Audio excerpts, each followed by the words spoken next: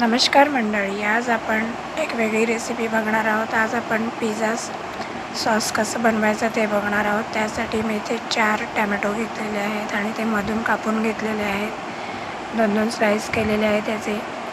एक मोठा कांदा कापून घेतला आहे, 8-10 लसणाच्या पाकळ्या घेतल्या आहेत आणि 3-4 सुकी मिरची घेतली आहे. ते छान आपल्याला थोड्याशा तेलावर परतवून घ्यायचे आहे, म्हणजे थोडेसे शिजवून घ्यायचे आहेत. आणि आता आपण वाफेवर थोडं शिजवून मग त्याला उलटं करूया. दोन्ही बाजूनी आपल्याला छान ते मऊसूद होईपर्यंत शिजवून घ्यायचं आहे आणि नंतर ते आपल्याला मिक्सरला ग्राइंड करायचं आहे. इथे बघू शकता एक साईड झालेली ती मी उलटी केलेली. आता दुसरी साईड पण बऱ्यापैकी टॅमॅटो शिजलेले आहेत. तरी पण आपण 2 मिनटं अजून पुन्हा त्याला वाफेवर ठेवूया आणि मग त्याची शिजली की त्याची सालं आपोआप निघतात.